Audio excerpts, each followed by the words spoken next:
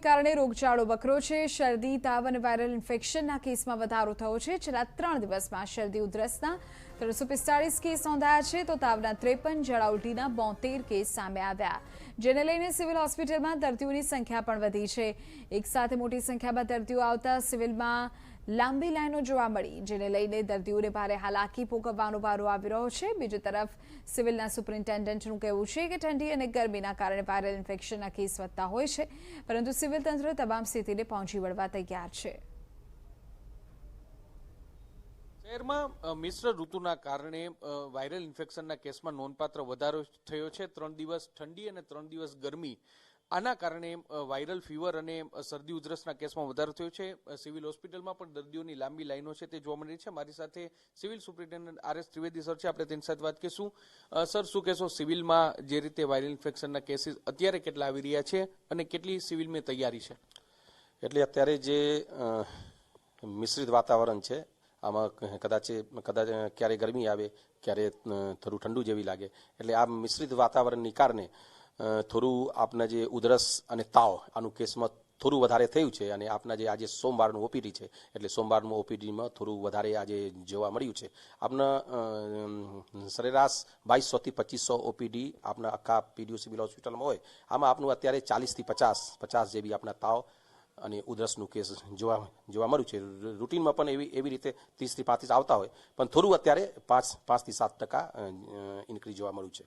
આ કારણે આપનું છે આપના એક તો ફ્લૂ ઓપીડીની તૈયારી છે। ફ્લૂ ઓપીડીમાં બધી અહીંયા તો તાવવાળું અથવા ઉધરસવાળું કેસ આવતું હોય, આ માટે અલગ રાખેલી છે। અને અહીંયા ઓપીડીમાં આપણે સ્ટ્રિક્ટલી આપણા બધા ડોક્ટર્સ આ સાથે જોઈએ છે, અને કોઈ પણ એવી પરિસ્થિતિ આવે તો આનું આપણા તપાસ કરાવતા હોય, અને તપાસ કરાવીને એવી રીતે હોય તો ફ્લૂ ઓપીડીમાં મોકલતા હોય, અને એવું કંઈ પરિસ્થિતિ હોય તો તપાસ કરાવીને એડમિટ પણ કરવાનું પ્લાન આપણી પીડીયુ સિવિલ હોસ્પિટલ આ મિશ્રિત વાતાવરણને કારણે કરી લીધું છે। સર, કોવિડની પણ શક્યતા છે, એટલે આવા કોઈ દર્દી આવતો હોય તો તેને ખાસ તેમનો રિપોર્ટ અથવા તો તેમનું આઈડેન્ટિફિકેશન, એટલે જે અત્યારે ફ્લૂ ઓપીડીમાં જે કેસ આવે, આપણે એવી રીતે પ્લાનિંગ રાખેલું છે કે આ 100% આપનું રેપિડ ટેસ્ટ કરીએ છીએ।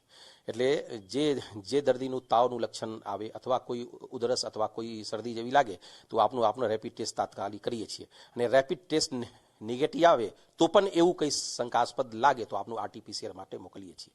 અને એવું પણ કોઈ સિરિયસ લાગે તો આપનું એડમિટ માટે પણ તૈયારી રાખેલી છે। આ માટે આપણા કોવિડ હોસ્પિટલ અલગથી તૈયારીમાં છે, અને કોવિડ હોસ્પિટલની સાથે સાથે આપણા PMSSYમાં 3rd ફ્લોર ઉપર અલગથી 50 બેડ રાખેલી છે। એટલે કોઈ પણ પરિસ્થિતિ કોવિડ આવે અથવા કોઈ બીજા વાયરલ જેને કોઈ રોગ આવે તો આપનું પીડીયુ હોસ્પિટલ સતત તૈયાર છે। તો બીજી તરફ સિવિલમાં લાંબી લાઈન લાગતા દર્દીઓ રોષે ભરાયા છે। દર્દીઓનો આરોપ છે કે લાંબી લાઈનોમાં ઉભા રહેવા છતાં તેમને યોગ્ય સારવાર મળતી નથી। સિવિલમાં તબીબોનો અભાવ હોવાનો પણ દર્દીઓનો આરોપ છે। તબીબોના અભાવને કારણે દર્દીઓને રજડવાનો વારો આવતો હોવાનો આક્ષેપ કર્યો છે।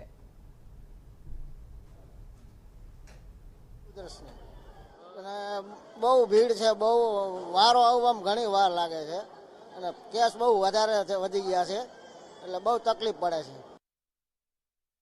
ભીડ તો પુષ્કળ છે, પણ એમ્સમાં કાર્ડિયાક ડૉક્ટર નથી, ન્યુરો ફિઝિશિયન નથી, અહીંયા પણ અવેલેબલ નથી। અમદાવાદ જવાનું મને કીધું। હું કાલા રોડ કોટેજ ચોકમાં રહું છું। જે અત્યારે આપણે સિચ્યુએશન જોઈ રહ્યા છો, પબ્લિકમાં કેસ બહુ વધી રહ્યા છે વાયરલ ઇન્ફેક્શનના।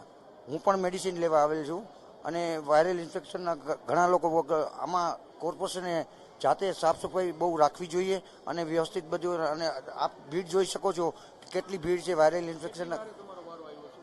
મારો લગભગ અડધી કલાકે વારો આવેલો છે, અને ડૉક્ટરને દેખાડીને વાયરલ ઇન્ફેક્શનની બધે આ મેડિસિન હું લેવા આવેલો છું।